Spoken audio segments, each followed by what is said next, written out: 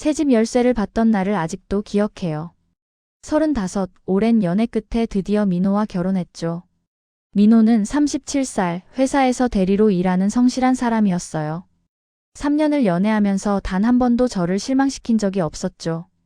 데이트할 때도 항상 제 의견을 물어봤고 작은 것 하나까지 배려해주던 사람이었습니다. 양가에서 각각 1억씩 보태줘서 이 집을 마련할 수 있었어요. 친정 부모님은 평생 모은 돈을 선뜻 내주셨어요. 서진아, 네가 행복하면 그걸로 됐어. 아버지의 그 말씀이 지금도 귓가에 맴돕니다. 시댁에서도 우리도 넉넉하다라며 같은 금액을 내놓았어요. 시어머니는 결혼 준비하면서도 자주 말씀하셨죠. 우리 집도 여유 있어. 걱정하지 마. 전 정말 감사했어요. 새 아파트는 깨끗하고 햇살이 잘 들었어요. 거실 창문으로 보이는 풍경도 멋있었죠. 여보, 우리 집이야. 진짜 우리 집. 민호가 제 손을 꼭 잡으며 웃었어요. 응, 우리 집. 전 그 손을 더 세게 잡았어요. 거실에 서서 창밖을 바라보는데 눈물이 날 것 같았습니다. 드디어 제 보금자리가 생긴 거예요. 민호는 정말 다정했어요.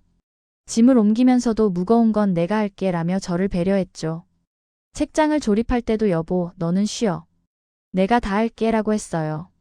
그날 저녁, 우린 배달 음식을 시켜 먹으며 행복한 미래를 이야기했어요. 우리 오래오래 행복하게 살자. 아이도 낳고 매년 여행도 가고. 당연하지. 우리 꼭 그렇게 살 거야. 그때는 정말 몰랐습니다. 이 집이 얼마나 큰 악몽의 시작이 될지를요. 결혼 일주일 만에 시어머니가 찾아왔어요. 예고도 없이요. 그날 전 회사에서 조금 일찍 퇴근했어요. 집에서 쉬고 있는데 초인종이 울렸죠. 어머니 오셨어요? 미리 말씀해 주시지 그러셨어요. 갑자기 내 얼굴이 보고 싶어서. 괜찮지? 네, 들어오세요. 시어머니는 집안을 이곳저곳 둘러보더니 말했어요. 집은 좋은데 청소가 좀 안 됐네. 며느리가 깔끔해야 집안이 화목한 거야. 전 당황했어요. 이틀 전에 청소를 했는데요. 죄송해요. 제가 바빠서. 바쁘긴. 여자가 집 관리는 해야지. 그리고 오늘 저녁은 집에서 해 먹을 거지? 네. 준비가 안 돼 있는데요. 뭘 준비해? 냉장고에 있는 거로 뚝딱 만들면 되지. 된장찌개랑 생선구이. 그리고 반찬 몇 개만. 그날부터였습니다. 시어머니는 일주일에 서너 번씩 예고 없이 찾아오셨어요. 그때마다 뭔가를 요구하셨죠. 서진아, 빨래 좀 해라. 서진아, 창문 좀 닦아라. 전 회사 다니는 사람인데 퇴근하면 집안일에 시달렸어요. 그런데 더 놀라운 건 민호의 변화였어요. 결혼 전에는 알아서 설거지하고 쓰레기도 버리던 사람이었거든요. 심지어 제가 피곤해하면 요리까지 해주던 사람이었죠. 내가 할게, 여보. 회사에서 피곤했을 텐데. 그런 말을 해주던 사람이었는데 결혼 한 달이 지나자 완전히 달라졌어요. 여보, 설거지 좀 해줄래? 응. 아, 나 피곤해. 여자가 해야지. 전 귀를 의심했어요. 민호 씨, 무슨 소리야? 우리 결혼하기 전엔 그런 말 안 했잖아. 그건 결혼 전이니까 그랬던 거고. 이젠 가정을 꾸렸으니까 역할이 있어야지. 역할? 나도 회사 다니는 사람이야. 그래도 집안일은 여자 몫이잖아. 우리 엄마도 그렇게 하셨어. 순간 머리가 멍해졌어요. 이 사람이 언제부터 이런 생각을 가지고 있었을까요? 뭔가 이상하다는 생각이 들었지만 결혼 초반이니 적응 과정이라고 스스로를 설득했어요. 시간이 지나면 나아지겠지. 그렇게 믿었습니다. 결혼 3개월쯤 됐을 때 시어머니가 이상한 말을 하기 시작했어요. 토요일 오후 시댁에 인사를 갔을 때였죠. 점심을 먹고 있는데 시어머니가 갑자기 말을 꺼냈어요. 서진아, 애는 천천히 가져. 네. 저희 빨리 갖고 싶은데요. 민호 씨도 그러고 싶대요. 아니야, 아직은 안 돼. 너희 둘만의 시간을 가져야지. 신호는 금혼이라잖아. 분명 민호와는 아이를 빨리 갖기로 했었는데 말이 달라진 거예요. 결혼 전에 민호는 이렇게 말했었죠. 나 아이 좋아해. 우리 빨리 낳자. 그래서 전 기대하고 있었는데요. 그런데 더 이상한 건 또 있었어요. 시어머니는 하루가 멀다 하고 전화를 걸어서는 제 몸 상태를 물어봤습니다. 서진아, 요즘 몸이 좀 이상하지 않냐? 아니요, 괜찮아요. 정말? 혹시 속이 메스껍거나 그러지 않아? 아니에요. 그래? 그럼 다행이네. 혹시 모르니까 조심해. 전 이해할 수 없었어요. 아이를 천천히 가지라고 하면서 왜 매일 임신 여부를 확인하는 건지요. 한 번은 생리가 2주 정도 늦어진 적이 있었어요. 스트레스 때문이었던 것 같아요. 시어머니의 간섭, 민호의 변화, 이 모든 게 스트레스였죠. 혹시나 싶어 임신 테스트기를 샀어요. 결과는 음성이었습니다. 안도하면서도 한편으로는 실망스러웠어요. 민호한테 말했어요. 여보, 이번에도 아니래. 그래? 아직 신혼인데 뭐. 시어머니한테도 전화로 말씀드렸죠. 어머니, 이번에도 아니에요. 시어머니는 잠시 침묵하더니 묘한 표정으로 말했어요. 다행이네. 아직은 안 되는 게 좋아. 왜요? 그냥. 너희 아직 젊잖아. 뭔가 숨기는 것 같았지만 그때는 무엇인지 몰랐어요. 시어머니는 예고 없이 집에 찾아오기 시작했어요. 처음에는 일주일에 한두 번이었는데 점점 횟수가 늘어났죠. 새벽 6시에 전화가 온 적도 있었어요. 잠에서 깨서 전화를 받았죠. 서진아, 너 일어났냐? 네, 어머니. 무슨 일이세요? 오늘 우리 집에 와서 청소 좀 해줘. 민호 아빠 친구들 온대. 네. 오늘 회사 가야 하는데요. 회사? 그거 빠지면 안 돼. 가족이 우선이지. 전할 말을 잃었어요. 결국 회사에 반차를 내고 시댁에 갔어요. 집안 청소를 하는데 시어머니는 옆에서 지시만 하셨죠. 거기 더 닦아. 창문 좀 더 깨끗하게. 오전 내내 청소를 했어요. 민호한테 전화해서 말했더니 엄마가 외롭잖아. 이해 좀 해라고만 했죠. 어느 날은 더 심했어요. 금요일 저녁 퇴근하고 집에 들어왔는데 시어머니가 소파에 앉아 계셨어요. 민호가 문을 열어준 거였죠. 옆에는 시아버지도 계셨어요. 어머니, 아버지 언제 오셨어요? 아까? 민호가 문 열어줬어. 근데 지금 바로 삼겹살 구워. 민호 아빠가 고기 먹고 싶대. 네. 지금요? 전 피곤한데요. 피곤해? 며느리가 시부모 밥 한 끼 못 해줘? 전 가방도 내려놓지 못하고 부엌으로 들어갔어요. 냉장고를 열어보니 삼겹살이 있더군요. 민호가 미리 사다 놓은 거였어요. 그것도 제게 말도 없이요. 전 고기를 구우며 눈물이 날 것 같았습니다. 회사에서 야근하고 온 건데 집에서 쉬지도 못하고 요리를 해야 하다니요. 시아버지는 소주를 마시며 말했어요. 우리 며느리 요리 솜씨 좋네. 민호가 복 받았어. 민호는 옆에서 웃기만 했어요. 밤 11시가 되어서야 시댁 식구들이 돌아갔습니다. 전 설거지를 하며 생각했어요. 이게 정상인가? 이게 정말 결혼 생활인가? 결혼 1년 반쯤 지났을 때 시어머니의 태도가 조금씩 변하기 시작했어요. 더 노골적으로 간섭하고 요구도 많아졌죠. 그러다 결혼 2년 차가 되었을 때 시어머니가 갑자기 이상한 말을 꺼냈어요. 일요일 오후 시댁에서 저녁을 먹고 있을 때였어요. 서진아, 너희 신혼집 그거 우리 돈으로 산 거잖아? 전 웃으며 대답했어요. 양가에서 같은 금액 도와주셨잖아요. 감사하죠. 그래, 근데 우리가 준 1억은 좀 다르지. 순간 분위기가 이상해졌어요. 네? 무슨 말씀이세요? 우리 집 형편도 생각해야지. 그냥 준 게 아니라는 거야. 심장이 철렁했어요. 이게 무슨 소리죠? 어머니, 무슨 뜻인지 잘 모르겠는데요. 결혼할 때 양가에서 똑같이 1억씩 주신 거잖아요. 맞아. 근데 우리가 준 건 조금 다른 의미가 있어. 어떤 의미요? 나중에 천천히 이야기하자. 오늘은 2만. 그리고는 화제를 돌려버렸죠. 집에 돌아와서 민호한테 물어봤어요. 여보, 어머니가 오늘 이상한 말씀하시던데. 뭐? 우리 집 살 때 도와주신 돈 이야기. 민호의 표정이 묘하게 변했어요. 아, 그거? 우리 집 형편도 생각해야지. 무슨 소리야? 양가에서 똑같이 1억씩 주신 거잖아. 뭐가 달라? 그래도 우리 집은 좀 다르잖아. 전 이해할 수 없었어요. 며칠 뒤 시어머니가 또 집에 오셨어요. 그리고 넌지시 말을 꺼냈죠. 서진아, 요즘 집값이 많이 올랐지? 네, 그런 것 같아요. 1억 더한 게 지금은 2억은 되겠네. 그렇겠네요. 우리도 그때 그 돈 주느라 힘들었거든. 가슴이 답답해졌어요. 이 말이 무엇을 의미하는지 점점 윤곽이 드러나고 있었죠. 결혼 2년 차가 막 지났을 때였어요. 어느 날 새벽 5시 휴대폰에 메시지가 왔어요. 잠결에 확인했는데 시어머니였죠. 내용을 보는 순간 잠이 확 깼습니다. 손이 떨렸어요. 서진아, 우리가 너희 결혼할 때 준 1억 이자까지 해서 2억이다. 이번 달 안에 갚아라. 우리도 사정이 어려워졌다. 전 눈을 의심했어요. 다시 읽어봤죠. 그래도 같은 내용이었습니다. 옆에서 자고 있는 민호를 깨웠어요. 여보, 여보. 일어나봐. 응? 왜? 이거 봐. 어머니가 이런 문자를 보냈어. 민호는 눈을 비비며 휴대폰을 봤어요. 그리고는 한숨을 쉬었죠. 아, 그거. 지금 무슨 소리야? 2억을 갚으라고? 친정에서 준 건 너희 부모가 준 거니까 안 갚아도 되고 우리 집에서 준 건 빌린 거니까 갚아야지. 전 귀를 의심했어요. 방금 뭐라고 했죠? 뭐라고? 빌렸다고? 증여받은 거잖아. 결혼할 때 양가에서 똑같이 1억씩 보태준 거라고 했잖아. 아니, 우리 엄마 말로는 빌려준 거래. 그때 그렇게 말했대. 말도 안 돼. 그런 이야기 들은 적 없어. 당신도 그때 우리 집에서 1억 보탤게라고 했잖아. 그래도 우리 집 형편이 어려워졌으니까 이해 좀 해야지. 집값도 많이 올랐잖아. 이자 붙는 게 당연하지.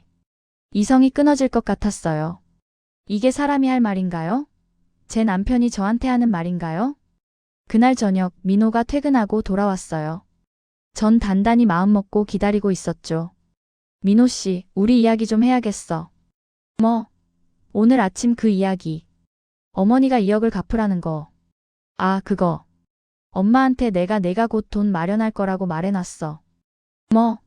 전 숨이 막혔어요. 내 동의도 없이 그런 말을 했어? 우리 가족인데 뭐가 문제야? 어차피 내 친정에서 받은 돈도 있잖아. 그게 무슨 소리야? 그건 우리 부모님이 주신 거고 시댁에서 주신 것도 증여잖아. 아니, 엄마 말로는 대여래. 그리고 엄마가 좀 과한 건 알지만 집값이 많이 올랐으니까 이자도 붙는 게 당연하잖아. 당연해? 그게 당연한 거야? 증여든 대여든 우리 집 사정이 어려우면 도와야지. 네가 왜 이렇게 자기 집만 편하게 생각해? 전 믿을 수 없었어요. 민호 씨, 양가에서 똑같이 1억씩 줬어.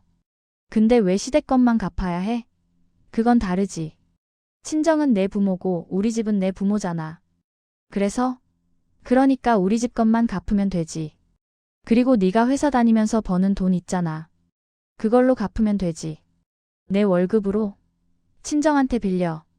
내 부모 여유 있잖아. 그 순간 모든 게 명확해졌어요. 이 사람은 처음부터 저를 그리고 친정을 이용할 생각이었던 거예요. 민호 씨, 우리 이혼해야겠어. 뭐? 갑자기 무슨 소리야? 당신은 나를 사랑한 적이 없잖아. 그냥 돈벌이 수단으로만 본 거잖아. 민호는 아무 말도 못했어요. 그 침묵이 모든 걸 인정하는 거였죠. 다음 날 전 친정에 갔어요. 부모님한테 모든 걸 털어놓았죠. 시어머니의 간섭, 민호의 변화, 그리고 2억을 갚으라는 요구까지. 부모님은 충격을 받으셨지만 제가 상처받을까 봐 애써 차분하게 대응하셨어요. 서진아, 돈이 문제가 아니다. 사람의 인성이 문제야. 아버지가 말씀하셨어요. 목소리가 떨리고 있었죠. 평생 제 앞에서 화를 내신 적 없는 아버지였는데 그날은 정말 화가 나신 것 같았어요. 어머니는 제 손을 꼭 잡으시며 말씀하셨습니다. 서진아, 엄마가 이제 보니까 알겠다. 결혼 초반부터 시어머니가 자주 찾아온 이유, 임신을 미루게 한 이유 다 이유가 있었구나. 무슨 말씀이세요? 아마 내 돈을 노린 것 같아. 그리고 친정 돈까지. 아이가 생기면 이혼이 어려워지니까 임신을 막았던 거고. 그 말을 듣는 순간 모든 퍼즐이 맞춰졌어요. 시어머니의 이상한 행동들, 민호의 변화, 임신을 미루라던 말, 모든 게 계획된 것이었던 거죠. 엄마, 아빠, 저 어떡하죠? 정말 2억을 갚아야 하나요? 절대 안 된다. 그건 증여야. 결혼할 때 양가에서 보태준 거잖아. 아버지가 단호하게 말씀하셨어요. 일단 법적으로 확인해보자. 그 돈이 증여인지 대여인지부터. 시댁에서 차용증이나 계약서 같은 거 있냐? 없을 거예요. 그럼 문제 없어. 우리도 법적 대응할 거야. 전 시댁의 경제 상황을 알아보기 시작했어요. 민호의 대학 동창을 통해서요. 우연히 민호 친구 부인과 알게 됐는데 그분이 몇 가지 사실을 알려줬죠. 서진 씨, 민호네 집 사정 모르셨어요? 무슨 사정이요?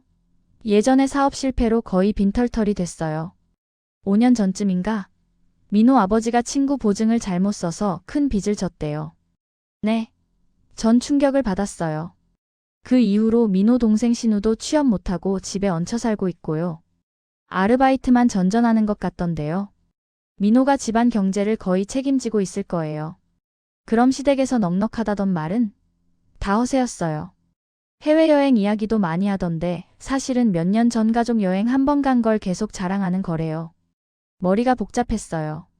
그러니까 시댁이 넉넉하다던 말은 다 거짓이었고 결혼할 때 준 1억도 사실은 투자라고 생각했던 거예요. 집값이 오르면 돌려받을 거라고요. 그날 저녁 민호한테 따졌어요. 시댁 형편이 어렵다는 거 알고 있었어? 그건 왜 말 안 했어? 결혼 전에 알았으면 내가 다르게 생각했을 텐데. 그래서 결혼 안 했을 거잖아. 민호가 소리쳤어요. 그래, 안 했을지도 몰라. 거짓말하는 사람이랑 누가 결혼해? 거짓말? 난 거짓말 안 했어. 그냥 말 안 한 것뿐이야. 그게 거짓말이지. 우리 집도 원래는 괜찮았어. 그냥 운이 나빴을 뿐이야. 그래서 날 이용하기로 한 거야? 민호는 고개를 돌렸어요. 대답하지 않았죠. 전 그 순간 모든 희망을 버렸어요. 다음 날 전 법률 상담을 받으러 갔어요. 아버지가 아는 변호사를 소개해 주셨죠. 사무실에 들어가 모든 상황을 설명했어요. 변호사는 차분하게 들으시더니 명확하게 설명해 주셨습니다. 결혼할 때 양가에서 준 돈은 기본적으로 증여로 봅니다. 특히 차용증이나 계약서가 없으면 더더욱 그렇죠. 그럼 시댁이 빌려줬다고 주장하면요? 대여라면 차용증이 있어야 해요. 그게 없으면 입증할 수 없죠. 구두 약속만으로는 법적 효력이 없습니다. 전 안도의 한숨을 쉬었어요. 시댁은 아무 서류도 없어요. 결혼할 때 그냥 우리도 1억 보탤게라고만 했어요. 그럼 문제 없습니다. 그건 명백한 증여예요. 돌려줄 의무가 전혀 없어요. 그럼 이자를 요구하는 건요? 그건 더더욱 말이 안 되죠. 오히려 허위사실로 금전을 요구한 거니까 고소도 가능합니다. 게다가 전 결정적인 증거가 있었어요. 결혼 준비할 때 친구들과 만나서 이야기하던 걸 녹음한 파일이었죠.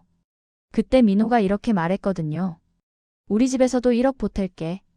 양가에서 똑같이 내는 거지 뭐. 이 녹음 파일이 결정적 증거가 될 수 있어요. 남편이 직접 보탠다고 했으니 대여가 아니라 증여라는 증거죠. 변호사가 말했습니다. 그럼 이걸로 대응할 수 있나요? 충분합니다. 전 희망을 얻었어요. 반격의 시작이었어요. 일주일 뒤, 전 민호와 시어머니를 한자리에 불렀어요. 시댁 근처 조용한 카페였죠. 시어머니는 불편한 표정으로 오셨고 민호는 불안한 얼굴이었어요. 무슨 일이야? 갑자기 왜 부른 거야? 시어머니가 물었어요. 전 가방에서 서류들을 꺼내 테이블 위에 놓았습니다. 이 1억은 증여였고 제가 갚을 의무는 없습니다. 법률 상담 받았어요. 차용증도 없고 계약서도 없죠. 그리고 여기 녹음 파일 있어요. 전 휴대폰으로 녹음 파일을 재생했어요. 민호의 목소리가 흘러나왔죠. 우리 집에서도 1억 보탤게. 양가에서 똑같이 내는 거지 뭐. 시어머니의 얼굴이 하얗게 변했어요. 민호 씨가 직접 보탠다고 말한 거예요. 증여였다는 명확한 증거죠. 오히려 어머니가 허위 사실로 돈을 요구하신 거예요. 이건 공갈죄에 해당할 수 있어요. 민호가 당황하며 말했어요. 서진아, 진정해. 그냥 우리 엄마 좀 도와주자. 우리 사이잖아. 우리 사이? 당신은 나를 아내로 본 적이 없잖아요. 그냥 돈벌이 수단으로만 봤잖아. 그게 무슨. 결혼 생활 동안의 부당한 대우들도 다 기록해뒀어요. 전 이혼 소송 준비 서류를 꺼냈어요. 이혼할게요. 변호사 통해서 연락하세요. 그리고 다시는 저한테 연락하지 마세요. 전자리에서 일어났어요. 시어머니가 뭐라고 소리쳤지만 돌아보지 않았습니다. 결혼 3년 만에 이혼이 성립됐어요. 과정은 길었지만 결과는 명확했죠. 신혼집은 제 명의였고 법원도 제 손을 들어줬어요. 시댁의 1억 반환 요구는 기각됐고 오히려 민호는 위자료를 지급하게 됐습니다. 민호는 결국 친정의 도움도 끊어지고 시댁 부양까지 떠안게 됐어요. 동생 신우도 취업이 안 되는 상황에서 민호 혼자 가족을 책임져야 했죠. 나중에 들으니 빚더미에 올랐다고 하더군요. 전 새로운 곳으로 이사했어요. 작지만 제 힘으로 구한 원룸이었죠. 신혼집을 정리하면서 민호와의 추억들을 모두 버렸어요. 사진, 선물, 모든 걸요. 부모님과 함께 집들이를 했어요. 서진아, 이제 내 인생 다시 시작하는 거야. 네, 아빠. 이번엔 제대로 살게요. 회사에서도 다시 집중할 수 있었어요.